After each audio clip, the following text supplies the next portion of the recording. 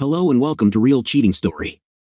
Looking down at the body, I could hardly comprehend why it all happened. I guess some people are just greedy or dumb as hell.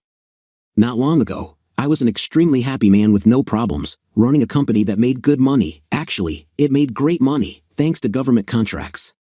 I had a wife who loved me and kids who were happy and healthy. I guess I had it all. That would explain why some idiot tried to take it all away from me. That idiot was Hal Johnson. It was his body I was looking at on the floor, with a puddle of blood underneath it. Digging down deep, I mustered up all the bile I could and spat on the lousy carcass. May he enjoy hell, because if anyone deserves to be there, it's him. I've been a businessman for most of my adult life, dealing with the good and the bad that comes with it. There will always be people you can forge lifelong relationships with and those who are just out to screw you. Hal Johnson was one of the latter. My life and business model were simple: help those who need it, and in turn, you may receive help when you need it. I had help from my in-laws and a few small businesses in town when I wanted to start my little computer shop. Nothing big, just a niche business buying and selling some highly classified computer components. Of course, I didn't start out dealing with that kind of stuff. In the beginning, all I did was fix broken computers, write a little code, and design specialty components for some very specific business uses. I started out with just me, and as I took on more clients, I hired a few people. I signed a few contracts with a couple of colleges and small businesses, coincidentally, the same small businesses that helped me start up in my current form. You can bet your bottom dollar I gave them a discount. I did most of their work at cost. The local college signed on because I was an alumnus, and I hired kids from the school's computer science program. I can't tell you what components I deal in because if I did, I'd have to kill you. Just kidding, I've always wanted to say that. But seriously, I'd have to kill you, so don't ask. During the early years of my business, I met and fell in love with a gorgeous brown-haired beauty named Julie. I don't think it was love at first sight for her, but for me, I was gaga from the word go. Eventually, I won her heart, and we got married. In the first years, we struggled to make a living, but she did a great job making ends meet. I made her CFO of the business because she had a knack for money. The other day, I was approached during lunch at a local diner. He didn't ask, he just sat down across from me and started talking like he knew me.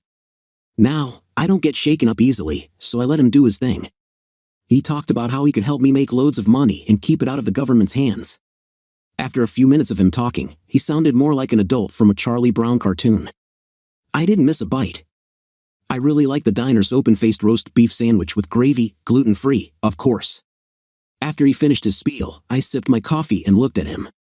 Oh boy, did he deflate. I wanted to play a game with the new a-hole in my life. I don't do business with people I don't know. Introductions are a must. You obviously know me, so who the hell are you? My name is Hal Johnson and... I interrupted him. Well, then you know who I am, but you obviously haven't done your homework before you rudely interrupted my lunch. So let me tell you how I do business. 1. Never, ever bother me during lunch. 2. My business only does legitimate dealings with established companies that are vetted by my people. 3. I have too much to lose, so nothing illegal is ever done by me or my people. 4. The answer is no, just because I don't like you. He moved past deflated and ran straight to ticked off. You don't understand. We can get filthy rich from this deal I'm proposing. I'm rich enough. Now leave before you see the wrong side of me. Sliding out of the booth, he said, trust me when I say I can't let this go. We will meet again. I sighed, feeling a pang of frustration. Hal Johnson's insistence made it hard to enjoy my apple pie. Given my connections, I decided to dig a little deeper. I asked Harold Watson, known as Monster, a towering genius with a soft spot for kids, to run a background check on Johnson. Keep it low-key for now, I instructed. Don't access the government database until I give you the green light. Got it, Monster replied. I'll get on it and call you once it's done. You're not expecting trouble, are you? I hope not, but there's something about this guy that doesn't sit right with me. Monster's expression grew serious. He knew I had a knack for sensing trouble. I'll get started right away. After ending the call, I decided to head home early. My wife had taken the day off to be with the kids, so I surprised her by getting home ahead of schedule. I found her in the kitchen, finishing up dinner. I slipped up behind her, giving her a gentle nuzzle. Hey there, I said softly. She smiled but playfully warned, don't even think about it. I laughed and pulled her close. Your spider sense must be dulled by age. Or is it that you've just got a soft spot for your husband? More likely age, she teased. But I'm definitely up for some quality time tonight. Just don't make me regret it. Alright, no special measures today. But just so you know, I might be a bit more enthusiastic than usual. She chuckled. Let's save the enthusiasm for later. The kids will be home soon, and I still need to finish dinner.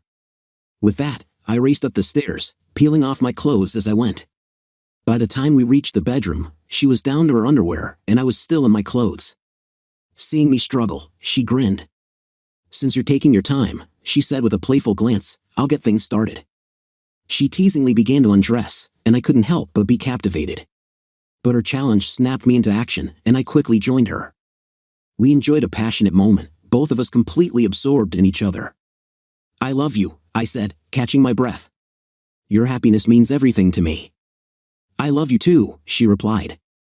Now, let's get back to finishing dinner before the kids come home.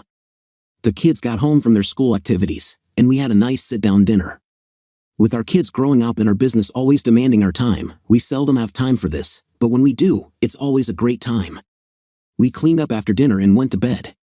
One of the best things in life is going to bed with the woman of your dreams and waking up with her in the morning. Even though we own the company, we don't always have the same schedule. I usually have meetings outside the office, while my wife keeps things together in the office. But today, we went to work together. As soon as we walked in the door, Monster was there to greet us. Boss, we need to talk. Now. He didn't look happy, and I had a feeling it was about yesterday. Julie asked what was going on, so I explained yesterday's lunch and what Mr. Hal Johnson had said to me. I knew a Hal Johnson in college, but I doubt it's the same man, she said.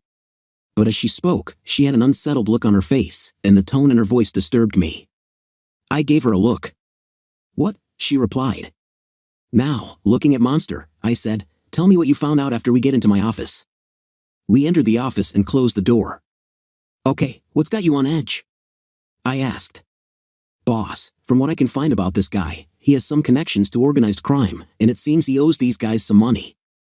And judging by Julie's reaction to his name, I have a feeling you were targeted because of her. My wife? Now, Monster, you have no proof that's the reason he approached my husband with that so-called deal. The Hal Johnson I knew was a nice guy who wouldn't have gotten caught up with gangsters.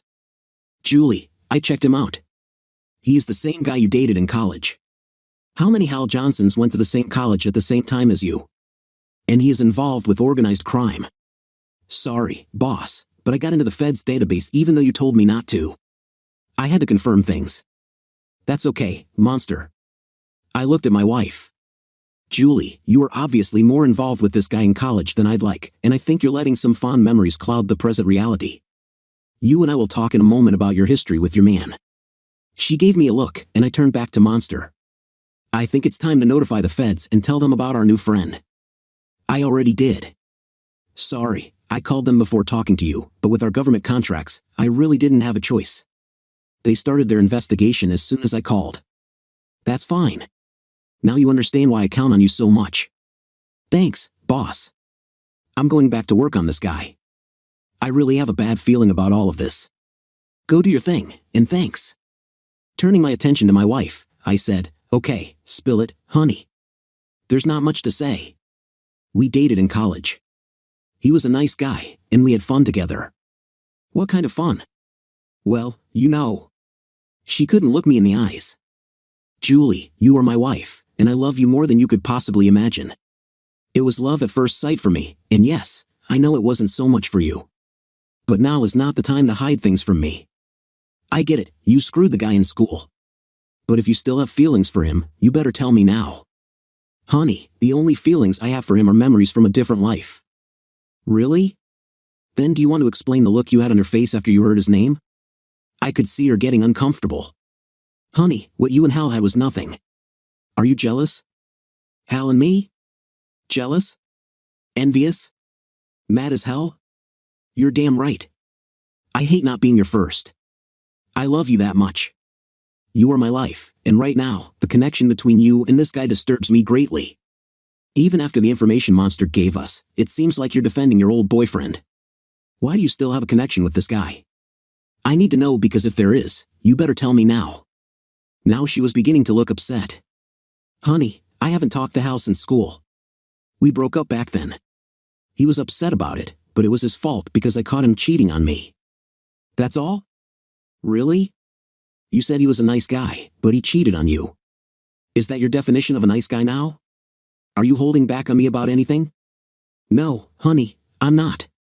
Okay, it looks like this is going to go to the toilet and quick. Now I have the FBI snooping around because of his connection to organized crime. That means my family is in trouble, and I know I'm going to have to get dirty on this, just when I was planning a vacation. This guy is really pissing me off. Now looking at her like I have for so many years, I said, if anyone ever, and I mean ever, comes to do any harm to my family, or any old boyfriend tries to reconnect with my wife, I swear to you that a life-ending experience will result. You have never seen me that angry, so pray that I don't have to go there. I think I startled her a little. I understand, honey. I know how much you love your family, and there is no way I would allow or want any reconnection from any old boyfriend. I love you too much for that. Good. Now you have to go to work, and I have a company and a family to protect. Something was putting me off about my wife and her old boyfriend. I had to find out what was going on. Time to activate Stop, Silent Tactical Operations Protocol. Once a stop call went out, there was absolutely nothing that could end it until those on the tactical team said so. As far as the protocol is concerned, I am also the problem until they prove otherwise. Stop would literally invade every sense of privacy a person can enjoy to determine if they're a threat to any facet of the company, whether it be on a commercial or personal level. Commercial level means any facet of the business itself that could be damaged or trust violated. Personal level means screwing with me, my family, or my employees in any shape or form. It was a safety measure I set up long ago and also the reason I have the government contracts I do. I'm also the only one in the company aware of this last line of defense, not my wife, the FBI, or the federal agencies I have contracts with. Besides the people on Stop, there's only one person outside the company that knows about it, and he runs a government agency that has 3 initials and guys with computers and guns to make sure I stay honest. They work behind the scenes periodically to watch me and the company. Like I said before, I'm an honest businessman. Next, I needed to make sure my family was safe. Bodyguards were assigned, but they had orders to remain distant unless needed. With the FBI called in by Monster, I knew it was only a matter of time before they showed up at the office. I hoped they would wait and look at the organized crime angle first before Mr. Hal Johnson noticed them and skipped town. I checked in with Monster before I left for the day to see if he'd found anything new. According to him, he traced Hal Johnson back about 15 years and found out he was married to an Angela Martin, maiden name. They had 2 kids, Mike and Emma. He worked as a middle manager in some now-defunct real estate company in Peoria until his wife caught him screwing the company receptionist and divorced him. She also sued the company, and they had to pay out big time because they didn't enforce the non-fraternization clauses in the adulterer's employment contract. Because of the size of the award and poor management, the company quickly went under. Oh yeah, guess who owned the company? The same organized crime family that Mr. Hal Johnson is now, or should I say still, associated with. Monster, I need you to send what you have to the FBI, but under no circumstances do you tell my wife or anyone else in this company what you have. Understand? Sure, boss, but why keep it from your wife? I need to ensure her safety, so no information about her former boyfriend goes to her. I understand. With that, I went by my wife's office to take her home. As I approached, she was on the phone, talking about what I assumed was company business. But as soon as she saw me, she abruptly ended the call, looking like I had just caught her with her hand in the cookie jar. Honey, I didn't see you there. How long have you been standing there? What's wrong? You seem uneasy. Nothing's wrong. I just didn't expect to see anyone standing there, that's all. Well, come on then. The day's over, let's go home. She turned off her computer and grabbed her purse, following me out of the building. Our ride home was quiet, and she looked unsettled the entire way. The kids were waiting for us as we walked in the door. What's for dinner? We're hungry. Tell you guys what, it's been a rough day, so let's do pizza tonight. Afterwards, we need to have a family meeting. There's something very important I need to talk to everyone about. Since pizza night happens seldom, I got agreement all around. As Julie and I are getting older, we've been eating healthier and picked up our exercise regimen. Besides, it's nice to eat a Mario's pizza every now and then. I put his online ordering system in place, along with an Android app for mobile users, at a substantial discount, I might add. Yeah, you guessed it, he helped me with my business early on. Now his son John runs the pizzeria and has expanded the business with a frozen pizza line for regional grocery stores. Needless to say, the business employs a good number of local people and is important to the community. He loves the town and still works in the original shop his dad opened 40 years ago. The pizza delivery driver turned out to be Paul, who is sweet on my daughter Bethany. Beware of guys who want to date your daughter. Of course, Bethany answered the door, and minutes passed before the pizza made it past the front door. I thought to myself, if they were kissing on the front stoop before I got my pizza, he won't get a tip. Bethany made Paul bring the pizza into the living room while I put in the newest Godzilla movie in the Blu-ray player. "Hey, Dad, Paul's here with the pizza." "I can see that, honey." "Hello, Paul, how are you?" Boy, did this kid look nervous. "Hello, sir." I'm fine, sir." Bethany, now nudging him in the arm, said, "Sir, Mr. Golden, sir, there's a movie coming out on Friday, and I'd like to ask Bethany to go along, if it's okay with you, sir." All I could do was smile along with my wife and other daughter. I wanted to make the kid sweat some more, but took pity on him. Besides, the pizza was getting cold. "Sure, Paul, I think that would be fine, but you know the rules. Do nothing that could get you guys hurt or in trouble. After the movie, she gets home by 11 p.m., okay?" "Yes, sir, no problem." I was going to take her to eat after the movie and bring her home right away. "Sounds like a nice evening. Set the pizza down there, and here you go, keep the change." "Thank you, Mr. Golden." "I'll see you in school tomorrow, Bethany," he said, turning and going out the front door. After the door closed, everyone except Bethany burst out laughing. "Dad, did you have to be like that? Why did you have to say anything about rules? My God, you embarrass me so much." "Oh, honey, I wasn't that bad. Now let's get to eating and watch Godzilla," I said with a terrible Japanese accent, mimicking the way Godzilla is pronounced in the old movies. Godzilla is one of my wife's favorite monsters. Hell, we went to see the movie a couple of times while it was still in theaters. After the movie, it was meeting time. Since my wife knew some of what was going on, I needed to tell the girls. "Girls, I have a few important things to tell you. There's something going on at work, and there's going to be some trouble. I know you don't know all that much about what we do down at the shop, but you're old enough now for a little information. But this information is not to be told to others, understand? Our business works with the government on some very important projects. These projects are classified because of their nature. Because of this trouble, I've taken steps to protect the business, the employees, and especially us as a family. You may see things around the business when you visit me or your mom, and I don't want you to freak out when you see the FBI there, okay?" My youngest, Carla, asked, "What's going on, Dad? Why would the FBI be getting involved?" Not wanting to tell too much, I replied, "It's just because of the government contracts we have. Our company has obligations to notify the government if I think there could be trouble, that's all." Of course, I left out the fact that they had bodyguards assigned to them. If the guards do their job right, they shouldn't be seen. "Now go to bed, and I'll see you for breakfast in the morning." I cleaned up the pizza box while Julie went upstairs to shower. She was just getting ready to rinse the shampoo out of her hair when I walked in and wrapped my arms around her, causing her to let out a sigh that made me go stiff.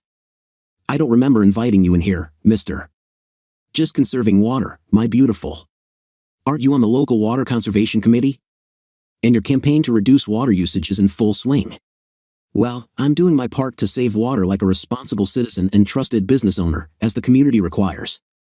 Now, didn't I see you drop the soap?" She turned around, wrapping her arms around me, and gave me a kiss. "Okay, I'll share. I don't want to be accused of wasting our natural resources." She got the look on her face that always makes my heart race. "No, you did not see me drop the damn soap. Now quit messing around and get cleaned up. I'll be on the bed waiting for you, and that drill of yours better be ready for some skin-to-skin friction, you understand?" Smacking my butt, she left the shower. I scrubbed myself clean so fast I probably broke a world record. I made it onto the bed before she had the chance to turn the covers down and proceeded with my specialized drilling technique in her tunnel, eliciting "oh God" twice before depositing that rare fluid she prizes so much. Not with the dreaded words, "Here it comes," but instead with the most used words in my vocabulary, "I love you, Julie." Sleep came quickly for Julie, but I was troubled and could only manage a few hours. I do love my wife like mad, but I remained unsure of her relationship with Mr. Hal Johnson. I would have to proceed delicately until I received information from Stop Associates. Getting out of bed early, I made breakfast for everyone: eggs, fruit, pancakes, and of course, coffee. I don't care what anyone says, coffee is good for you. The girls ate and left for school while Julie and I finished ours and cleaned up. Honey, I have a couple of meetings today, so you'll have to drive yourself to the office. I'll meet up with you later, I told Julie, kissing her goodbye. Okay. I have to finish the audit of the books anyhow, so I'll see you in a bit. Oh yeah, the yearly audit. How's that going, anyway? Anything I need to know about? Nothing you need to know, honey. Everything is okay, she said as she walked out the front door.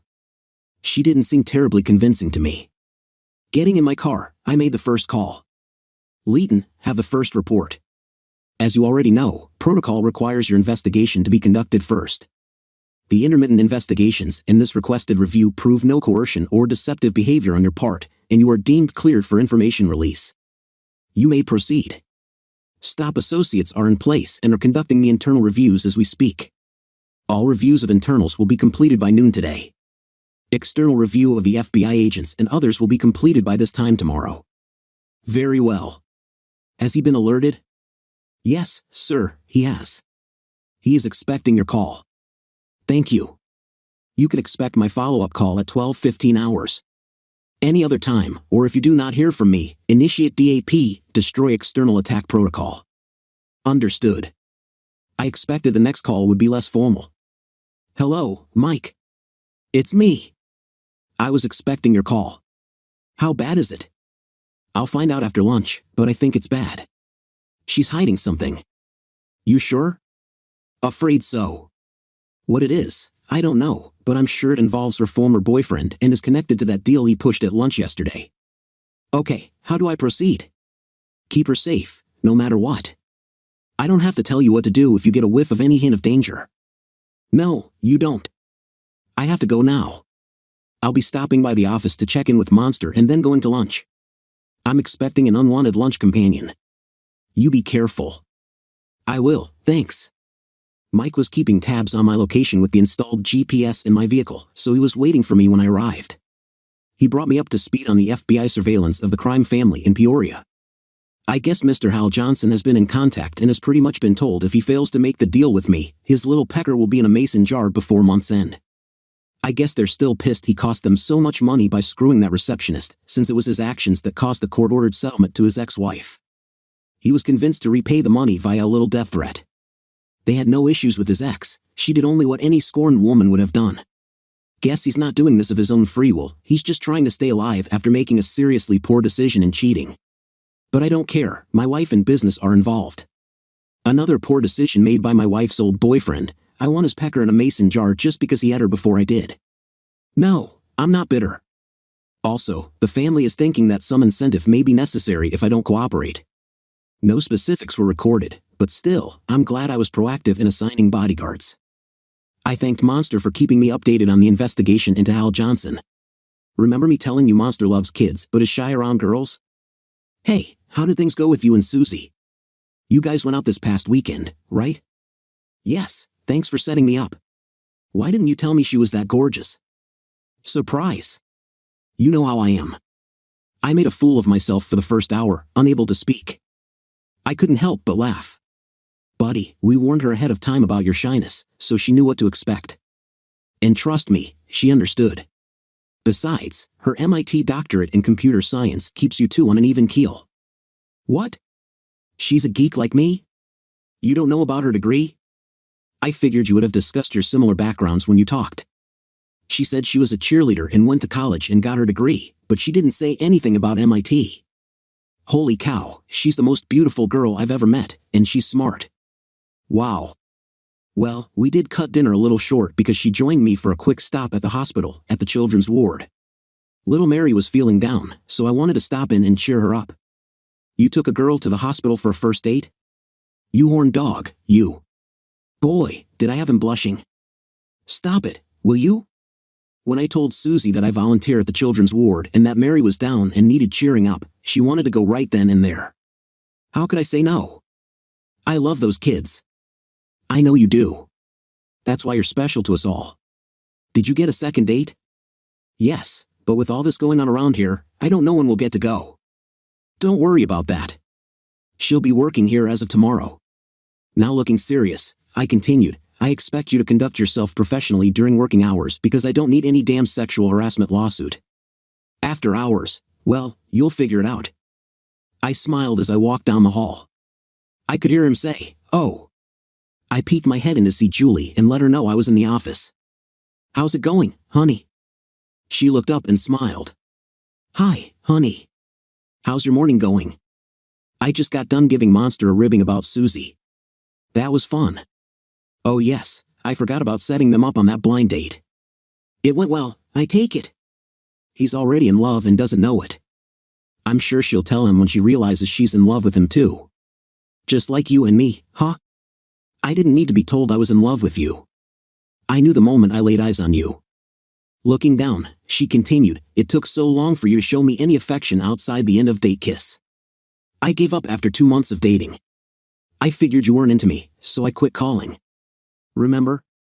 She looked toward the floor. I decided to concentrate on the business and try to forget about you. It took weeks of me getting lost in my work before I started to feel better. During that time, I never heard from you, so I guess I was right, you didn't care. I even considered asking one of the girls I knew from school out on a date so I could start the process of getting over you. Then, out of the blue, you called me. You didn't say anything beyond how you been, or try to find out why I hadn't called. Do you remember how distant I sounded? I was still in love with you, but I didn't want to hurt over you any longer, so I sort of stayed quiet. Julie was now looking sadly at me. I remember, Dennis. I remember it all. But you were wrong about one very big thing, I was already in love with you. I was so in love with you it scared me.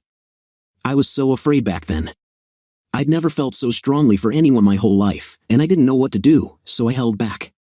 That way, you couldn't hurt me when you dropped me, and my life would be better. When you quit calling me for dates, I figured I was right. I dated a couple of guys from before we met, trying to forget you, but I couldn't. For weeks, I was a mess. I compared all of them to you, and they weren't even close to the top of the man scale. Hell, honey, you are the man scale, no man can or will ever compare to you. Then I decided to call you because I was only happy when I was with you. But you wouldn't talk to me. I thought I was too late. But you called again, didn't you? I said, now smiling. You bet but I did. There was no way I was going to give you up without a fight.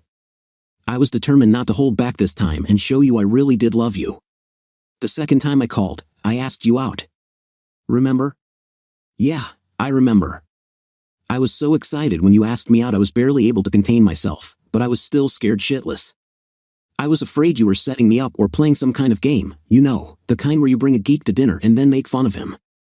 But I didn't, did I? No, you didn't. When we met at the restaurant, you jumped up and kissed me so strongly you took all my fears away and made me feel secure. Now she was smiling big. Yeah, I know. I knew at that moment you were mine, and we were going to be forever. The rest is history. I love you now more than I ever thought possible. I couldn't live without you, and I would do anything to make sure you'll never leave me.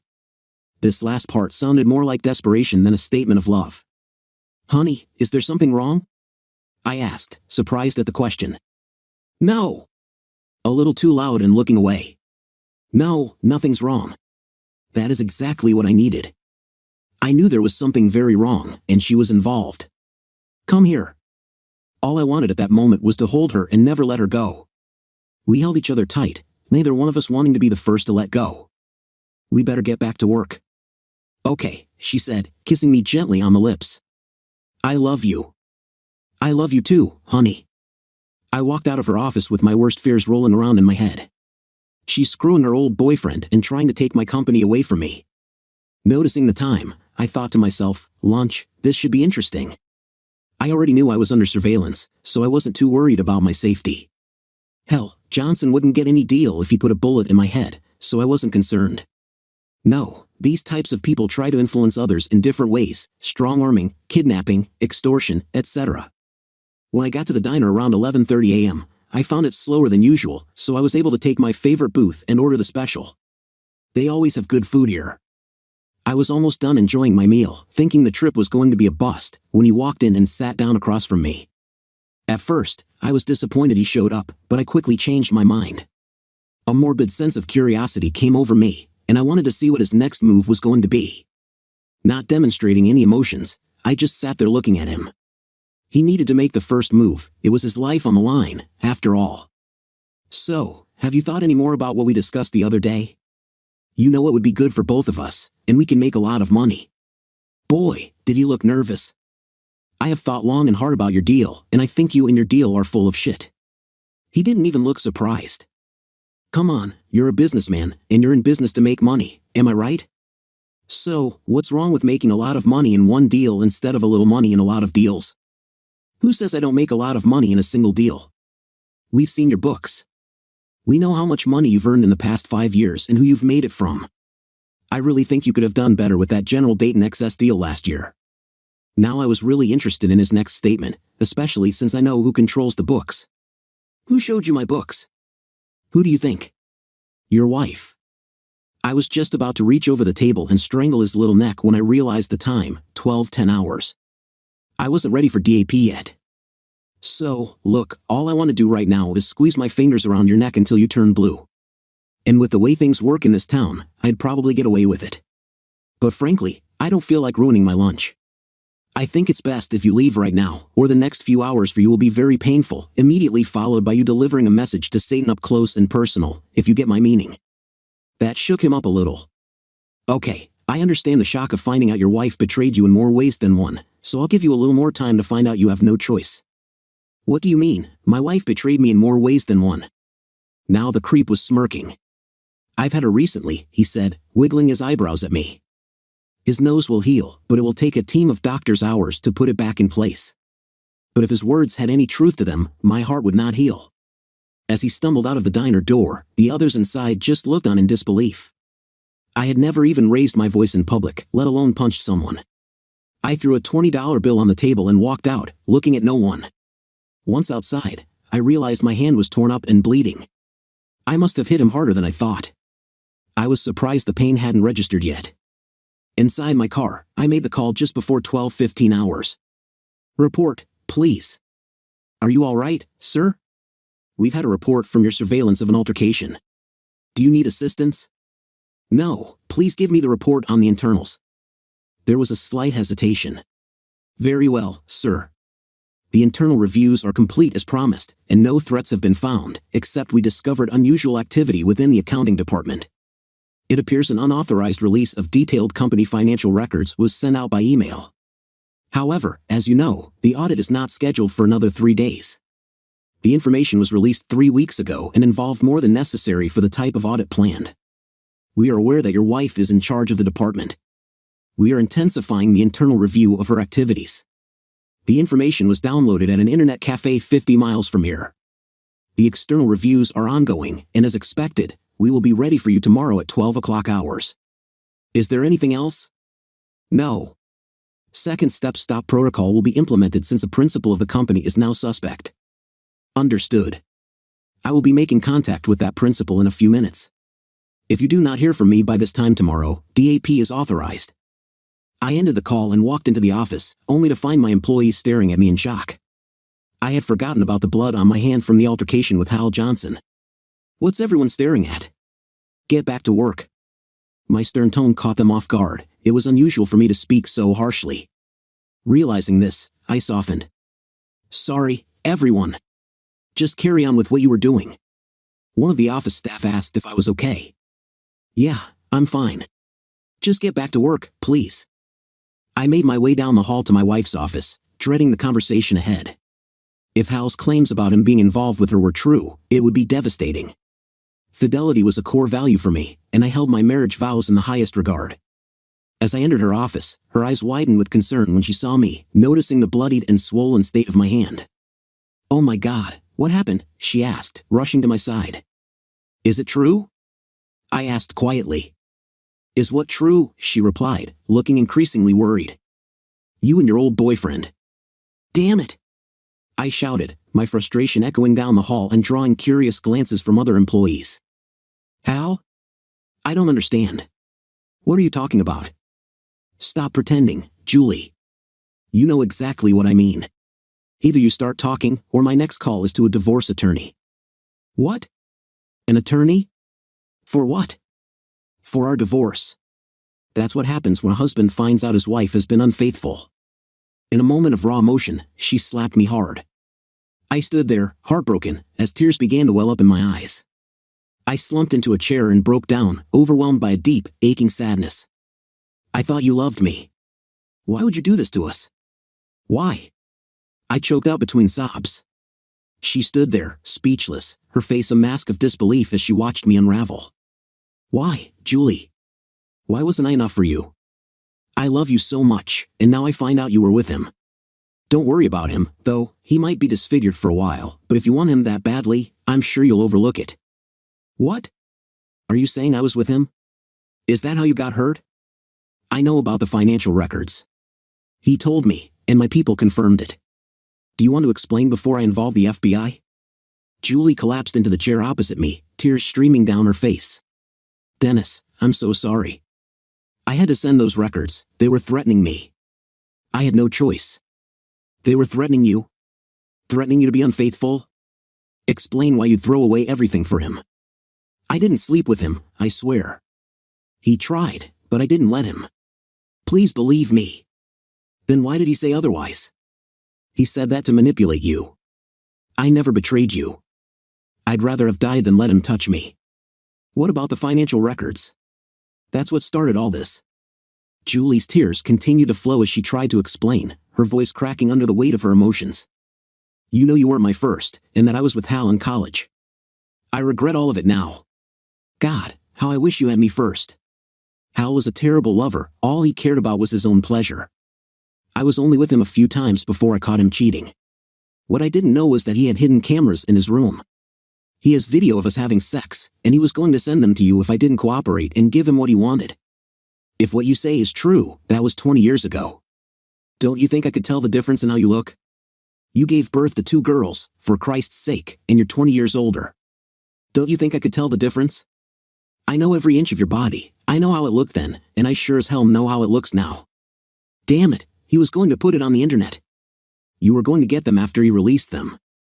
He was blackmailing me with those damn videos, threatening to post them and send them to our friends and family.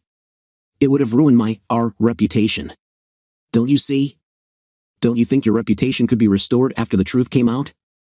I really thought you trusted me after all these years and the love we've shared. I was just about done. All I did was sit there, looking into space, falling apart inside. What do we do here in our business, Julie? We sell computers and some components and programming. Why? My God, you have no idea, do you? You keep our money and know where it comes from, but you really don't know what we actually do here. How could you not know? Dennis, honey, what are you talking about? I have the most extensive line of classified computer equipment sold to the U.S. government. We have million-dollar contracts to help the government hold its most prized secrets. With that kind of power, don't you think I could have taken care of little Hal Johnson with little more than a phone call? The loudness and absolute anger in my voice brought employees out of their offices again. But you had no trust in me to tell me what was going on, did you? You had so little faith in your husband's ability to keep his family safe that you gave into industrial espionage, something that could put you in jail for the rest of your life and destroy this company and the lives of not only your family but our employees too. Julie sat there, silent for a couple of minutes, comprehending my last words. My God, what have I done? I'm so sorry, but I was terrified when he contacted me and said he would post those videos. At first, I refused, but he said if I didn't cooperate, he would have you or the girls hurt. I couldn't allow that to happen. I just couldn't. He proved that he could have you hurt? How did he do that? How could he prove that kind of capability? He showed me photos taken of you being followed and how easy it would be for you to have an accident. He had pictures of the girls at volleyball practice and out with their friends. He said it would be so easy, you would have your accident, and the girls would disappear. My girls, Dennis. I had to do it. I couldn't let my family be hurt. I couldn't, she said, starting to cry again. Well, there's no chance of that happening. You and the girls have had bodyguards assigned to you since Monster gave us the information he had on Mr. Hal Johnson. No one on this planet could hurt you or our girls unless they had a small army. I took out my phone. Mike, it's time to come in. I'll be right in. Julie had a very bewildered look on her face. Dennis, what's going on? You and the girls are taking a little trip. I don't understand. A trip? Where? Why? I can't leave you. I don't want to leave you, Dennis. Don't make me leave, please. You can't make me leave. We need to talk. You don't have a choice. About that time, Mike came in. "Julie, this is Mike. He will be looking after you and the girls. You will go with him and pick up the girls from school.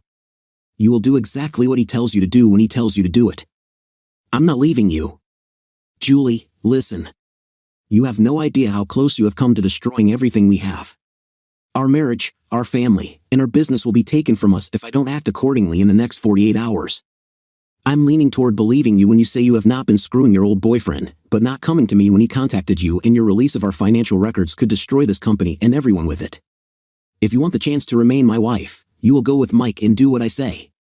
Julie looked shocked when I mentioned the possibility of not remaining my wife. "I don't want to go, but I will if it means a chance to stay your wife. Mike will keep you and the girls safe. You wouldn't go with him if he didn't have my complete trust. He risked his life saving mine years back when he didn't need to, so I know he'll keep you safe." "What do you mean he saved your life?" "I'll let him tell you, but you need to go before the FBI shows up." She timidly came up to me. "I'm so sorry, honey. Please forgive me," she said as she gave me an intense hug. I pulled her close, squeezing hard to assure her she was still loved. "You still have no idea how much I love you, do you?" "I think I'm beginning to see and understand. I love you too." With that, Mike and Julie turned and left the office building. I knew he would care for my family. He had a safe house where he would keep them. Only 3 people knew its location: Mike, of course, me, and a man in Washington, D.C. I knew of its location because I had been there for a couple of days after I was kidnapped several years ago. Julie is not the only one who can keep secrets.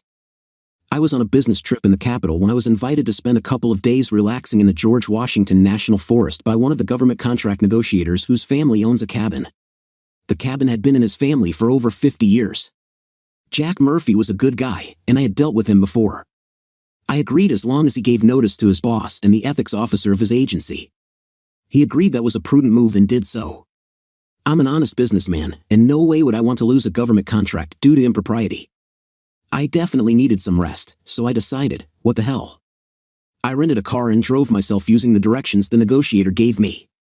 George Washington National Forest is not a small piece of ground. The cabin was in a desolate location and offered quiet serenity and good deer hunting. The paved road turned to dirt, which turned to mud. Just when I was ready to make a turn, a large black SUV pulled out from the trees and blocked my path. Locking up the brakes, I stopped only feet from the SUV. I started cussing at the man behind the wheel. The next thing I knew, men with masks jumped out of the SUV and pointed guns at me. I put the car in reverse and punched it, trying to get out of there, but they shot the tires and dragged me out of the car. I put up a fight as best I could until one of them hit me in the head with the butt of their rifle. When I woke up, I was tied to a chair. Stirring, one of my kidnappers came over. "I see you're awake." "Good. Sorry about hitting you in the head like that, but we couldn't let you get away. Are you feeling well enough to talk?" Still looking around in shock, I realized I was in a log cabin. The fireplace had a small fire burning, and I could see 2 other men at a table eating. "I'm a little dizzy, and I could use some water." "Did you have to hit me so hard?" "Sure, you can have some water." "Sorry about hitting you so hard, but you fought us more than we anticipated, and my man got a little excited, shall we say." The man talking to me wasn't overly large, but he had a muscular build. The other 2 looked average in size and had pistols in their shoulder holsters. "You understand that I can't take the chance of letting your hands free to hold the bottle of water, don't you?" "Good, I'll help you," he said, wondering why he was being civil. He tipped the bottle up to my mouth so I could get a few swallows. "Thank you. Now, do you want to tell me why you kidnapped me?" "Sorry, Mr. Golden. We were paid to deliver you here, and that's all we were paid to do. Our benefactor should be here soon to discuss some business with you. We don't care what his interest is in you, we get paid to do a job, and we do it. You understand, it's only business." "Great. If it's money you want, I can pay better." "Oh, I'm sure, but you see, we have our integrity to worry about. If we don't honor our word, what kind of people would we be? In this business, a man's word is important." "Wonderful. Honest kidnappers," I muttered sarcastically. He chuckled at that. "Now, you relax, and it will soon be over." "That's what I'm afraid of," I replied, and he laughed again. I spent the next few hours in that damn chair, listening to the men who had bound me, trying to gather enough information to pinpoint my location. They started to complain about their client not showing up and not getting paid. They wanted to get out of there because they knew it was only a matter of time before a search was launched for me. The longer they sat with me, the more danger they were in of getting caught. I was due at Murphy's cabin by Thursday at 5 p.m., and it had to be much later than that. Besides, the kidnappers couldn't conceal the car I was driving after they shot out the tires. Every hour increased their apprehension. Their talk now revolved around asking for some sort of ransom since their client hadn't shown up to conduct his business with me and pay them for their work. Their big score seemed to be lost. I was more concerned that the conversation would drift toward putting a bullet in my head and them walking away from this fiasco. I worried if I would ever see my family again or if my body would ever be found. How would my girls do without me in their lives? Who would walk them down the aisle on their wedding day? Would my grandchildren ever know that a grandpa loves them already, even though they weren't born yet? Would my wife remarry? Would I be forgotten by the family I love so much? It was too much to lose. If I was going to die, I was going to die fighting. How about letting me take a leak? I asked, trying to sound casual. Are you kidding me? Come on, you offered me water a while ago, so you were at least civilized, weren't you? What can I do anyway? You have the guns. I'm asking you, please, let me out of this chair so I can take a piss. The guy who offered me water earlier told one of the other two to take me outside so I could relieve myself. The boss of the trio isn't wrong, you know. We've got the guns, so if he tries anything, use the damn thing. One of the guys came over and stood over me for a second, then leaned over and started to untie me. He also said if I tried to run away, he'd shoot me in both legs. I thanked him for letting me go. I stood up and started to walk. It was difficult since I'd been tied up for so long. My head still hurt, but at least I wasn't as dizzy. Stretching my arms and legs to get the blood flowing again caused the guy to push me toward the door. I guess civility only goes so far. I needed to be ready, this could be my only chance. Luckily, there was an outhouse and toilet paper. I finally caught a break, I really did need to go. This outhouse smelled like any other outhouse, it stank. God must like me because while I was sitting on that splintered toilet seat, I found a loose board that I could use to club the guy over the head with if he wasn't paying attention. Face it, these were city guys, and I was just a computer geek to them, I wasn't all that dangerous. So, stepping out of an outhouse with a piece of wood to use as a club wasn't an expected event. I finished my business and prayed to God. I really wanted to be with my family again. I stepped out of the door holding the club, and luck would have it, he was turned away. As soon as he heard the door, he started to twist in my direction, but by that time, I had closed the distance between us and caught him along the side of his head, knocking him out cold. I tried grabbing his gun, but it was stuck in his holster. I was panicking, I had to get out of there. I tore off into the woods, running as fast as I could. I had no idea where I was or where I was going, but maybe, just maybe, I would survive. I knew I was making too much noise, stepping on every fallen tree branch and twig in the woods, but if I could put some distance between me and the bad guys, I might be able to hide. I must have been running for 10 minutes, and my head started to kill me. I guess I was hit harder than I thought. I heard some yelling from the kidnappers, taunting me, saying that when they found me, they were going to kick my ass for hitting one of them. I had to chance it, so I kept running, falling down, scraping my hands and knees on rocks and fallen tree limbs. But I wasn't going to quit.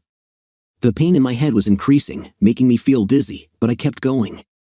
Crossing a road, I thought about running down it but decided against that tactic because the kidnappers would be looking for me in their car, knowing I would find the road. I stumbled against a large tree, deciding to take a short break, hoping the pain in my head would subside. Night was starting, and it was getting cold. I was beginning to shiver because I wasn't dressed for it. Now hypothermia was an additional worry. Only letting myself rest for a few minutes, I started off again in no particular direction. I was running blind. I continued to hear the kidnappers making noise in the woods, which helped me as I always knew where they were, but I noticed their noise was growing faint. I was getting away, but away to where? My head started to hurt more, and I was having trouble keeping my balance. It was now so cold that my fingers were getting numb. I was losing the battle to stay warm. I stumbled through the woods as best I could until I noticed I couldn't hear the kidnappers any longer. I guess I lost them, but I couldn't stay out here like this. I would freeze to death if I didn't find shelter. It felt like I had run and walked 100 miles, but I knew it was only a few at most. My whole body hurt, and it felt like my feet were bleeding along with my hands from the jagged edges of all the fallen branches and rocks I scraped against. Stopping for a few minutes' rest, I felt myself drifting away. I knew I didn't have much time left. I asked for help again from the man upstairs, begging him to help me get back to my family. I looked around, hoping to see some sign of life, and in the distance, I thought I saw a dim light. I had no choice. If I didn't go toward the light, I would die against this tree. The pounding in my head was so loud it was deafening and hurt so much. The light grew brighter with each step, bringing me a glimmer of hope that I might make it out of this alive after all. It seemed like forever before I could see the source of the light clearly. If it had power, maybe it had a telephone, and I could call for help. Approaching the cabin, I noticed a car parked outside. Good, someone must be there, and they could get me some help. As I continued to stumble closer, I stopped short of the clearing, just to be sure the kidnappers weren't there already. It was quiet as I made my way to the door. I heard noise coming from inside. I started to pound on the door, yelling for help, as the pain in my head became so intense I felt myself black out. I started coming to, hearing the banging of dishes and footsteps. Was someone whistling? I opened my eyes, trying to make sense of where I was, but it was dark. I raised my head, and the pain shot back, making me groan. I wouldn't do that if I were you. You have a bad bump on your head. Just lie still for a minute, and I'll bring you something to drink, said a man's voice, obviously the owner of the cabin. I hope he brought me a cup of coffee. Here, raise yourself up slowly and drink this. It's strong, but right now, it's exactly what you need. I took a sip and he wasn't kidding about it being strong. You want to tell me about it? Why were you pounding on my door at night, all busted up like you are? Thank you for the coffee. My name is Dennis, and I was kidnapped. I escaped after I hit one of the guys cold with a club after they let me out to take a crap. Kidnapped, huh? I guess I could believe a story like that, since you're not exactly dressed for deer hunting. Where am I, by the way? Well, you're in my cabin. My name is Mike. Nice to meet you. He extended his hand for me to shake. We're about 15 miles out of town. I spend just about all my time here these days. I don't have much use for most people. Why not? Long story. I have time and am a good listener. I don't like to talk about it much, but talking to strangers is easier sometimes. Mike, I don't judge people easily. A person's actions and the motivations behind them influence me greatly. Tell me your story. Okay. Long story short, I was in the Special Forces and saw too much killing over in the desert. I was forced to do terrible things, and it got to me. The army can train you to kill, but they can't train you to live with it. Too many of my friends couldn't take it any longer and put a bullet in their heads. I didn't want that for me, so I came up here to get away from it all and enjoy the peace and quiet. I've been up here for years now, and I got myself in a good place again. I think I might be ready to get back among people once more. I'm glad you're feeling better, and I'm especially glad you are still here. I'm afraid those guys who took me are still looking for me, though. I don't want them to catch me here, they'll kill me for sure. But I don't want you hurt. Maybe it's best if I get out of here. I started to get up, but my head still hurt too much. Don't worry about me. Remember, Special Forces, I can take care of myself. And you need to rest before you can move. Take a nap, and I'll get you to town when you wake up. You're a good man, Mike. I can see it in your eyes. Okay, I'll sleep, but only for a short while. There will be people looking for me, and I don't want my family to worry. Family, huh? Yeah, Mike. Family. Wife Julie and 2 girls, Bethany and Carla. They're a pain in my ass, but I'd be totally lost without them. They literally are my life. Everything else I have is just a perk. What else do you have? A computer company worth millions and government contracts. I think that's why I was kidnapped. The guys who took me said they were waiting for someone to show who wanted to talk business. A sudden surge of pain hit me. Crap, my head hurts. Okay, enough talk. Take your nap. All right, mother. Good night. It only took minutes, and I was out again. I had no idea how long I was out, but a couple of loud noises woke me up.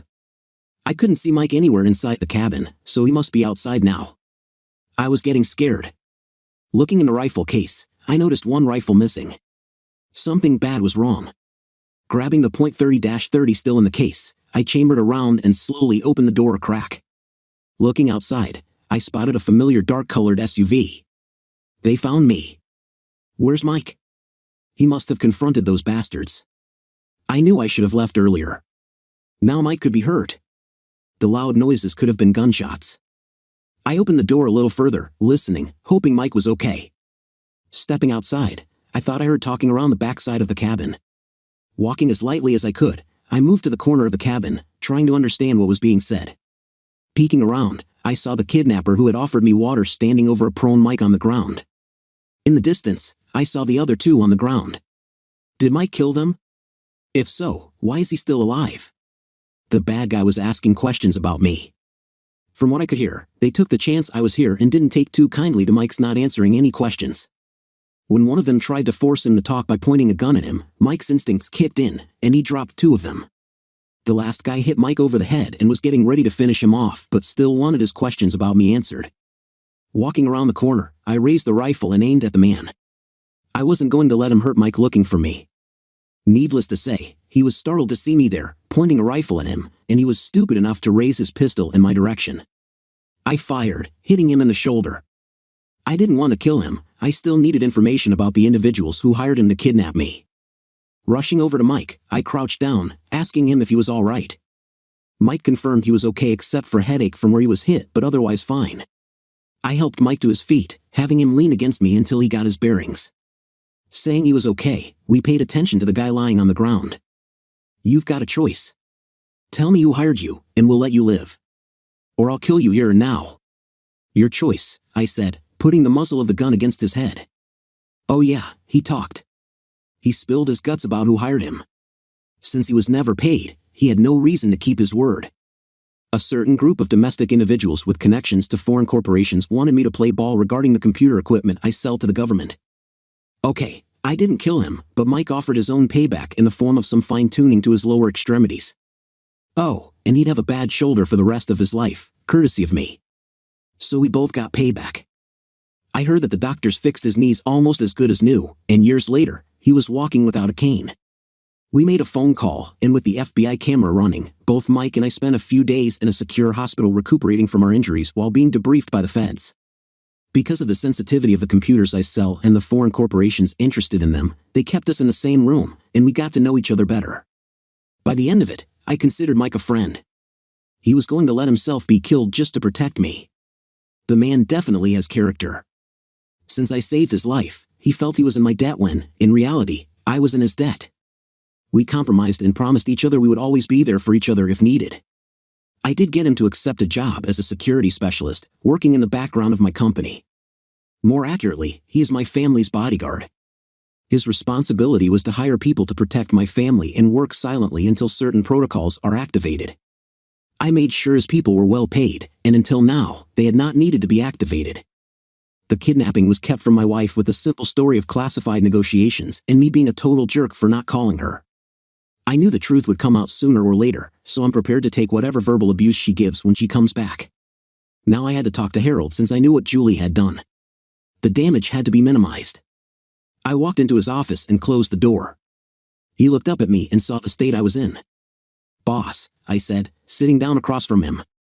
I let out a hard sigh. Harold. He looked very worried because I never call him by his given name. I need your help. What I'm going to tell you stays with you until I say so, okay? I wasn't worried about Harold. I knew he would never break a confidence. There has been an unauthorized release of our classified financial records to an organized crime family in Peoria, Illinois. That's how Johnson asshole was blackmailing my wife, and it was her who released the records. By now, I expect the information is for sale, so it may be traceable. I need you to start doing your magic and either get the information back or destroy it from being used against the company and the federal government. We only have 24 to 48 hours to get it done before I have to get the feds involved, and you know they'll just jack everything up when they get here. Boss, are you sure Julie released the records? Yeah, I'm afraid so. I confronted her with it, and she admitted everything. How did you find out about the release? I have certain, shall we say, protocols established to protect this company, the people in it, and my family if certain things happen. I have a covert group of people who help keep everything safe. I don't want to say any more about it now. Do you think you can do what I need done? I think so. I may need to bring Susie in on this if that's okay. You can bring her in, but tell her only what she needs to know. How are things with Susie? You know, she's only been here a couple of days, but she has skills that will benefit us greatly. You did well hiring her. Glad to hear it. Keep me updated, and remember to keep things quiet as long as you can. When the feds get here, you can show them what you were able to find and hope we can save ourselves a whole lot of aggravation. With our conversation over, I walked up the hall to my office. For what? I didn't know. My family is in hiding to keep them safe, and my company is on the edge of disaster. If Harold and Susie can get to the crime family who got the financials, maybe I can salvage everything. But one thing I know for sure, Mr. Hal Johnson is going to regret ever going after my wife. I was next to useless. I couldn't concentrate on anything but my family, so I decided to head home and relax. Yeah, right. I'm surprised I made it home without wrecking the car because my mind was with Mike and my family. Making it inside, I went straight for a beer. If any time deserved excessive drinking, this was it. I didn't get drunk, but the refrigerator door was open a few too many times. Sleep was difficult to come by as I questioned every move I'd made since the other day at lunch. Instead of being a proactive participant, I had been a reactive victim. Come tomorrow, that game would change. Waking at 6 a.m., I went straight to Harold's office. I knew he wouldn't leave until things were back to normal. Opening his door, I stopped to see not only him but Susie as well. I guess they stopped for a little sleep, as they were lying together on the couch in each other's arms, covered with a blanket. All I could do was smile. I knew it wouldn't take long for them to figure it out, just like me. Clearing my throat to wake them worked on the first try, go figure. Both were embarrassed when they realized I was standing there and they were in each other's arms. Hearing the expected apologies from both, I had to tell them they did nothing wrong. It was difficult not to laugh. You two have been here all night, I take it? Yes, boss. We worked till about 3 a.m. and just needed a few hours sleep. We made some headway and we're going to report to you to see how you wanted it handled. Okay, you too. Why don't I take you for breakfast and you can tell me what you have? I also have a plan that should cause some people serious issues before we're done. Come on. Walking into my favorite diner, I had to ask if it was okay for me to come in after the disturbance when I punched someone in the face yesterday. I was hoping I was still allowed because I really like their food. Mary, who owns the place and is always there for breakfast, just smiled and told me to shut my mouth, sit down, and spend my money. Did I mention I like this place? During the meal, Harold and Susie told me they confirmed my information from my covert surveillance and everything had been quiet for a couple of weeks since Hal Johnson came into town. There were feelers put out that a certain computer company's financials might be for sale if the price could be met, and the idiots are using the same Café, to boot. All right, get the information you have ready for me. I'll expect full details for the feds, so don't get sloppy. Smiling, I don't want my two resident computer geeks embarrassing me. After that, get all employees to quit what they're doing and wait for me in the conference room. I have to talk to the shop. Sure, boss, they said, leaving me to enjoy my coffee and wait to see what would happen next. Just when I thought it was safe to go back to the diner, he shows up. Man, I should play the lottery. I've got to be one lucky stiff to get this kind of thing thrown at me. You are the last person I expected to show up here, Hal. You don't mind me calling you by your first name, do you? I feel we're almost like friends. You know, I own a company you want to destroy, I have a family you want to take from me, and by the end of the day, we'll both have a crime family that will want us dead. Oh, by the way, how's the nose? Nasty. You're funny. You damn well know it's broken. What the hell are you talking about, the family wanting me dead? In a few minutes, everything I have on the family will be given to the FBI. More than likely, instead of RICO crimes, they'll be looking at Patriot Act offenses. Can you say GMO? Do you actually think they'll forget about you? Doubtful. I will definitely enjoy looking upon your dead body when all this is over and done. Giving a swollen, disfigured smirk, he said, they expected the FBI to be monitoring them. They're not stupid, you know. Do you have any idea how many agents are on their payroll? They have everyone who watches them on a daily basis and a few in FBI headquarters. They're covered. Maybe, but not by the people I deal with. You have no idea what you did when you talked them into coming after my wife. Just so you know how I play, right now a sniper has his crosshairs directly on your heart. Now, don't panic, and you'll live past this cup of coffee. I picked up my phone and told them to let him see the dot on his chest. He looked down to see a little red dot centered on his chest. Now do you think I'm cheating around? I'm feeling generous today, so if you stop what you're doing and talk to the FBI agents of my choosing, you can be put in protective custody and have a better than average chance of surviving this. His face lost all color as he realized a sniper had him tagged. Almost to the point of "is that poop I smell?" he went running out of the diner. I was still on the phone. Let him go. He made his choice.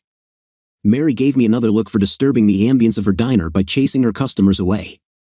Sorry, Mary. I don't think you like the breakfast special, but you know I always love the food here. Big smile. Back in the office, the report from Harold and Susie was sitting on my desk. I had what I needed to call the man in DC, but first, I had to call Mike. Is everything okay? Is my family safe? You have to ask me a question like that? Really? Sorry, Mike. You know I'm sensitive where they're concerned. I know you are, but you don't have to worry. My best men are here. The kids were freaked out when we picked them up from school yesterday, but Julie calmed them down. In the background, I heard Julie asking if Mike was talking to me, and if so, he'd better give her the phone right damn now. That's my wife. She can be one pushy, beautiful brat. Dennis, is that you? Are you okay? Talk to me, damn it. Julie, calm down. I am. Things are moving fast here. As of this morning, I put a scare into your boyfriend, and I don't think he is going to enjoy the ending. He is not my boyfriend. How many times do I have to tell you that? Dennis, I don't have a boyfriend. Please, believe me. I'm sorry, slip of the tongue. Your old boyfriend made a choice, and don't think you will survive the storm he brought down on us, especially after the family deals with him. I don't care about him. Only you and the girls matter. When can we come home? Soon, but there is more that needs to be done before this is over. Now, just relax and enjoy the quiet. Mike is quite the storyteller, Julie. He is one of the good ones. Nothing will happen to you and the girls while you're there with him. I'll stay, but not for long. I have to fix all the damage I caused, and we need to fix us. Fixing the company is my job now. We'll fix us when you get back, and I expect it to involve serious skin-to-skin friction.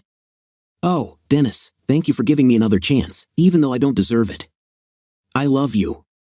I love you too, Julie. Now tell the girls I love them when they wake and give Mike the phone. Mike, I expect things to get worse before day's end. The external review will be completed by noon, and from what I've been told, most of the FBI agents monitoring the family are on their payroll. So I think DAP will be activated, and you know what that means. Yeah, everyone dies. Keep them safe, Mike. You know I will. Julie heard Mike's statement and immediately berated him to explain. Julie, your husband, my friend, hired me to take extraordinary steps to protect not only the company but his family as well. After his kidnapping years back, he couldn't take the risk of losing you or the girls because of the business. What kidnapping? He never told me of a kidnapping. She just woke up the girls with her yelling. He didn't want to worry you. That is what he meant by me saving his life. I guess I did, but he saved mine too. Let's have something to drink, and I'll tell you all about it. Mike detailed the events of how we met. Julie was none too pleased that I kept such a secret from her. There were more than a few words about kicking my butt when she saw me again. She was even more surprised when Mike explained the protocols I set up afterwards. She had no idea I would go to such lengths to protect the people close to me. I hid things so well that not even she found the expenditures when she ran the books. Mike, it's obvious my husband has complete trust in you, or he wouldn't have put his family into your care. But the horror of his kidnapping and the reality of the current threat from a crime family got me thinking that you cannot be there every minute of our lives. We have to be able to protect ourselves. I have to be able to protect my girls. I want you to teach me how to shoot a pistol. I don't know, Julie. Dennis may not be happy about that. This isn't about Dennis. This is about me protecting my family. He was debating her request and the possible ramifications. Okay, but I don't screw around. I will teach you how to use a weapon to protect your family, and that means you must be prepared to kill another person. Can you grasp that concept? Killing another human is easy to do. Living with the guilt of killing is difficult. I know this from experience. You have to wrap your mind around the consequences.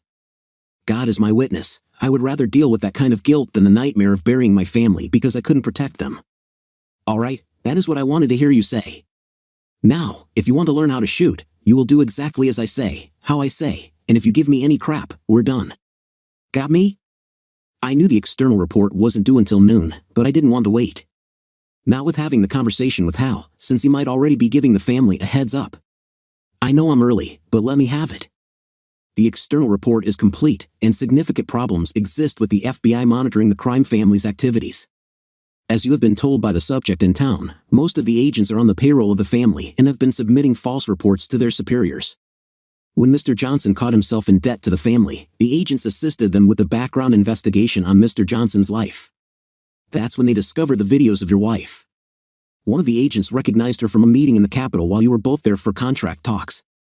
That's when the plan to blackmail your wife was devised. I'm afraid the compromised agents will warn the family, and escape is probable unless DAP is authorized. I figured today was going to be the day. I'll make the call to the agency, but for us, DAP authorized. My word established my covert army to activate and make available protection. My people may need to minimize any potential personal threat. I never thought I'd have to do this, but making the call to the only man not part of the company to tell him of a serious threat to my company and the government was necessary. The call was made to the National Security Agency. With the FBI agents corrupt, I would need them to go after the family and retrieve the financials if they were sold on the black market. Of course, I was relying on Mike and Susie. The call to the man at the NSA was quick and dirty. I knew within minutes he would have a team en route to arrest, if possible, or kill, if needed, the FBI agents covering for the crime family. My next move was to close the company until all hostiles were eliminated. I made it to the shop and called all employees to the main conference room. Since I didn't want my wife's complicity revealed, I downplayed the reason for temporarily closing the doors but told them there was a threat to the company and that until that threat was resolved, I had no choice but to close shop. I ensured that they would be paid for their time off without loss of vacation time or benefits, and the time lost would be minimal but necessary. Apologizing for the current events, I made sure they knew that everything was being done to protect this company and them. What they didn't know was that each employee had a bodyguard and surveillance assigned to them. My next call was to my family. Mike, you there? Yeah, I'm here. Has it started? I'm afraid so. I just shut down the shop and sent the employees home until it's all over. How are my girls? They're antsy and want to go home. They want to talk to you. Mike handed Julie the phone. Dennis, I'm not happy with you right now. Mike told me everything, a damn kidnapping, and you never told me. Bethany and Carla heard the whole damn story from Mike. They cried the entire time. You know what you mean to them. When I see you, I'm going to kill you. I can't believe you didn't tell me. I didn't think we kept secrets from each other. Yes, you're right. I didn't think we did either, but we do, don't we? My dear wife, I said. She knew what I was alluding to, and she had better not throw keeping secrets from her at me, especially not when I just had to shut down our company. I'm sorry, honey. I forgot. It won't ever happen again, believe me. I do believe you, but right now your assurances won't help with what I just had to do. What happened? I just shut down the company and sent everyone home. Why did you have to do that? Because the crime family your old boyfriend works for has the financial records you gave them for sale on the black market. Monster and Susie found the information for sale, and my covert operatives discovered that the FBI agents monitoring the crime family are actually working for them. Those agents assisted with your blackmail. Escalation was next on the agenda, so you and the girls were definitely in danger if I didn't react when I did and sent you with Mike. You all might have been killed. She started crying. Damn, Dennis. This is all my fault. I've ruined everything, haven't I? It's not your fault. Hal is to blame, and I'm going to make sure he pays dearly. But you sure as hell didn't help by doing what you did. Still, I'm sure everything will work out for us. Oh hell, honey, if nothing else, at least my worst secret is out and you got to meet Mike. Yeah, he seems like a nice guy. The girls want to know when we can come home. Not until it's over. It shouldn't be much longer, though, now that the last protocol was activated. I want you home too because you have some making up to do, and I have a couple of ideas on how you're going to start. I bet you do, honey. I'm so sorry for everything.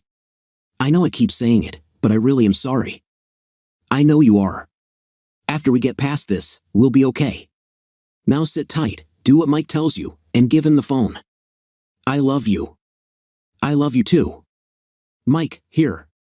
Mike, your guys discovered the FBI agents are working for the family, so keep a close eye on things in case they somehow discover our protocols. I'll bring extra guys out here just in case. Sounds good. Stay safe, Mike. Hanging up the phone, I leaned back in my chair and reflected on what had transpired today. My family was cared for and safer than gold in Fort Knox. The company was closed down, and I had a small army watching over my employees. The NSA should be dealing with FBI agents and the crime family. So what am I missing? Oh, right.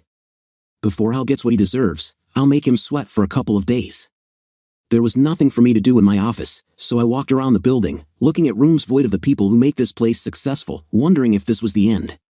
Would I lose everything because of someone's lust for money? Thinking back over the beginning of this company and the difficulty I had initially, barely making enough money just to pay rent, I realized I owed the people in this town everything. I owed the people who worked here so much. I found renewed determination and made a promise: no way am I going to lose any of this. I secured my shop, turned off the lights, and drove home, allowing myself one night of relaxation and one night for the NSA to reduce, if not eliminate, the family and the corrupt FBI agents. Thank God my family is safe. I pulled the car into the garage and went straight for a beer. Red Bridge gluten-free beer actually tastes better than it sounds, but I can only handle one every now and then. I wanted some quiet time, but I didn't want my bodyguards outside in a damn car when I could have them comfortable inside the house. So I made a call. Yes, sir? Why don't you guys come inside? There's no need for you to stay out in a car when I'm alone inside this big house. Come inside, get comfortable, and have something to eat. We don't want to impose. You're kidding, right? You guys are keeping me alive. Get in here. Thank you, sir. We'll be right in. What the hell? Then I heard a crash. Guys, can you hear me? Guys, something's wrong. I ran to the window to see what was going on, and what I saw scared me. A dump truck had collided with the SUV holding my bodyguards. Steam was coming out from under the hood, glass was on the ground, and there wasn't any movement from my guys. I knew they were hurt and had to get them help. I called 911, gave them my location, and went running outside to help them. Something told me not to go outside, but I had to. These guys would put their lives on the line for me, so I would do it for them. Approaching the SUV, I saw the two of them still in their seats, slumped over but held upright by their seat belts. Blood was running down the sides of their heads, but I could see they were breathing. Thank God. I could hear the sirens coming closer. Good, these guys were going to be okay. Then everything went black. I woke up tied to a chair. Not again. Hello, sunshine. Did you sleep well? The next thing I knew, the a-hole slapped my face. Hal Johnson. Well, good morning to you. Next was a punch to my face. Payback, huh? Well, try it again. You didn't break my nose, he did. I spat the blood from my nose in his face. That's okay. I have enough money to get it fixed. That damn deviated septum was giving me fits anyway. So what do I owe the pleasure of your company? You know why, asshole. The family is on the run, and taking you is a last-ditch effort to save my life. If I deliver you to them, they get to take their revenge on you, and I get another chance to repay the money I owe. Mike, he's gone. What? What do you mean he's gone? What happened? Our men's SUV was rammed by a dump truck, and they were knocked cold. It looks like Mr. Golden called 911 and went outside to check on them, but he was taken. There was a small amount of blood found outside the SUV, and it's his. Our men were taken to the hospital and are going to be okay, but both have minor concussions. The doctors wouldn't release them, so they stole doctor's scrubs and walked out. I have them with me now. How do we proceed? I'm on my way. Stay where you are and let those men get some rest, because by the time I get there, it will be time to bring hell. During the phone call, Julie was outside practicing with the Glock pistol Mike had given her. She was actually a fast learner and had become quite good, a natural, it seemed. Julie turned around and saw the distress on Mike's face. What happened? Someone took Dennis and put his guards in the hospital. I have to go. You're taking me with you. The hell I am. You're staying here. My husband is in danger, and it's all my fault. I'm going. The girls will be safe here, and I'll be safe with you. I cannot let anything happen to my husband. So let's go. A watered-down explanation was given to the girls as Mike and Julie headed out. Only 2 people knew that I had a tracking device implanted in my body. It was something I did after my first kidnapping. It stung like hell at first, but I got used to it quickly. There was a helicopter waiting for Mike and Julie at the local airport, eliminating hours of drive time. The tracking device was kept in my office, and besides myself, Mike was the only person who had the combination to the safe where it was kept. Landing at the local airport, Mike and Julie were met by my injured bodyguards and their backups. You guys all right? Yeah, boss, we'll make it. Drive us to the company. I have to pick something up. Mike explained the tracking chip and its installation in all my family's electronic devices during the flight. If my kids or wife were taken and held for ransom, I could find them before anything bad could happen. Julie wasn't happy that I tracked them so extensively, but she realized I would do anything to keep them safe. Making it to the company, Julie and Mike went inside to retrieve the tracker. Julie couldn't believe Mike had the security code keys and knowledge of a secret wall safe in my office, and she called him on it. "Mike, why do you have so much access to everything?" "Julie, it's part of the protocols dentists set up. We've thought of every contingency and prepared action plans to save life and limb. Only I and the man from the NSA know this." Mike pulled the tracker from the safe and turned it on. He was shocked that my signal wasn't picked up. This shouldn't be happening. This has never failed before. Even a room with walls of lead can't block the signal. It may have been damaged if he was hit in the head too hard. Why would that damage it? It's located in his head, sinuses to be exact. "Mike, we can't waste time. I'll call Monster and get him down here. If anyone knows how to fix this thing, he will." Julie's quick call to Monster got him to the office within minutes. Susie tagged along. Julie knew that with those two computer geniuses on our side, only good things could happen. Mike explained the device tracking chip's signal frequency and type, and within minutes, they were able to get a weak signal from my chip after hijacking a military spy satellite. Julie knew the area, a small, abandoned industrial area used for metal castings, about 10 miles outside of town. They all headed for the signal. Mike was uneasy with Julie, Monster, and Susie tagging along, but he knew he couldn't go without Julie and might need Monster and Susie again to reacquire the signal if needed. Reaching the area raised Mike's stress level because not only did he have too many unarmed people to worry about, but there were several cars outside the building where I was being held. It looked like some of the family had made it out of Peoria and wanted to take their revenge. Mike gave strict orders for Julie, Monster, and Susie to stay in the SUV while he and his men went in after me. Not knowing how many were inside, Mike decided on an approach from all sides. His men were professionals, and forced rescue was a practiced exercise. What Mike didn't know was that the family had only been there for about 15 minutes. They were indeed on the run from the NSA and wanted to let me know how unhappy they were about all their trouble. A few of them didn't make it during the short-lived firefight, but the family heads escaped through a tunnel known only to them and reached an awaiting car. Dick had called them after they made it out of town to tell them he had me tied up and was waiting for their orders. When they found out I was available for an up-close and personal talk, they changed plans. Mexico would have to wait for a little while they got some payback. The family boss was a guy named Milo. He wasn't a big man in stature, but he used his influence to an imposing level. Gotta give him his due, he had the FBI in his pocket. But all good things must come to an end. He shouldn't have taken me on. Big mistake. So, Mr. Golden, I had my doubts when Mr. Johnson came up with this idea of forcing a deal with you. Something was telling me not to do it, and for the first time since I became head of the family, I didn't listen to that little voice. Look where it got me. Some of us are dead. The FBI agents I had on payroll are dead or arrested and will never see freedom again. I had to transfer all my stateside wealth to an offshore account, and now I have to live in Mexico, all because this couldn't keep it in his pants. I wasn't sure how much time I had left, and I made a promise to make Johnson pay for wrecking my happiness. So, sounds like you have a problem. Why not take care of it and put a bullet in his head?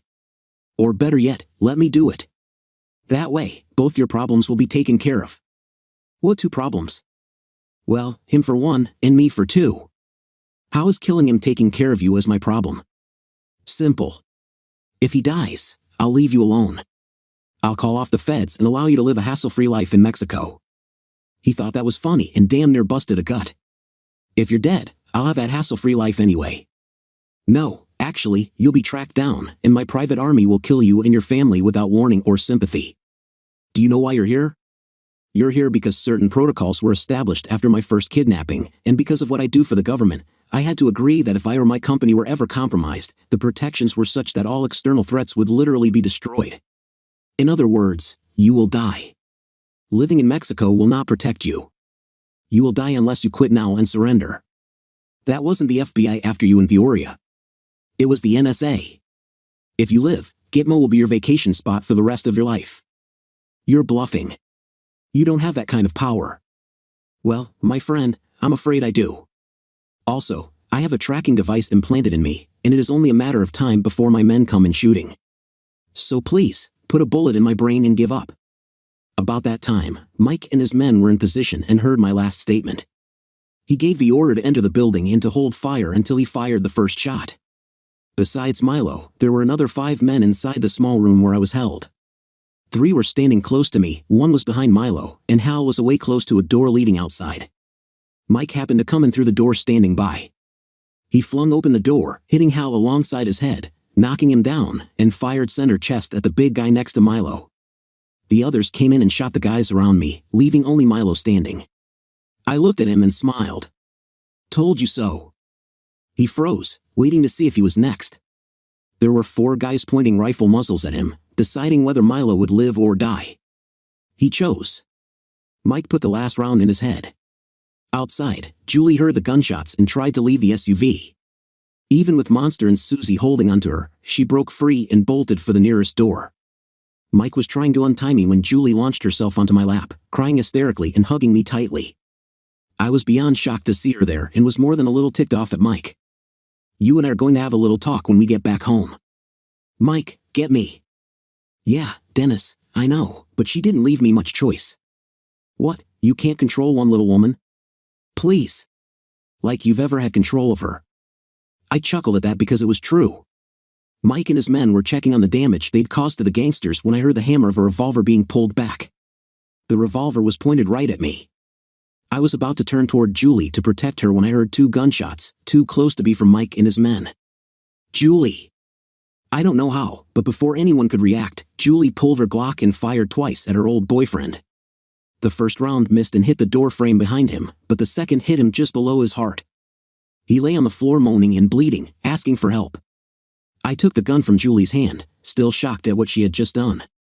"You okay?" "I don't know who gave you a gun." Dumb question since I already knew. "Mike, I know we're going to talk. Get Julie out of here now. She doesn't need to see this." As I pushed her toward the door, I told her to go. I literally pushed Julie toward Mike as he dragged her out of the building while I walked over to the body. I knew he only had seconds to live. "When you see Satan, tell him I said hello." The look on his face will stay with me for a long time, hatred, pure and simple hatred. Some people will never take responsibility for their own actions. Looking down at the body, I could hardly understand why it all happened. Not long ago, I was an extremely happy man. I had my own company that made good money, a wife who loved me, and my kids were happy and healthy. I guess I had it all. That would explain why it was all taken away from me. At least someone tried. That someone being Hal Johnson. It was his body I was looking at on the floor. Digging down deep, I spat on the lousy carcass. May he enjoy hell, because if anyone deserves to be there, it was him. Turning, I made my way out of the building to find my crying wife. I think the shock of killing her old boyfriend was beginning to set in. When I walked out the door, she broke free of Mike and grabbed me tightly, sobbing into my chest. All I could do was let her work it out. I looked over to the SUV and saw Monster and Susie holding each other, tears in their eyes, watching me and Julie. The look I gave Mike said it all. "Yeah, I know. We're going to have a talk." I whispered, "Julie, Julie." She raised her head and looked at me. "Come on, let's go home. Mike, call the feds and get them to clean this up, okay? And have 2 men stay with us, just in case there are any of Milo's stragglers out there." "Sure." "Harold, Susie, get in the car. It's time to go home." And that's what we did. I was able to reopen the company after a week. The financial information was removed from sale, and any interested parties trying to buy it had a personal visit from guys with computers and guns. The same guys found all the information intact on the computers in Milo's office.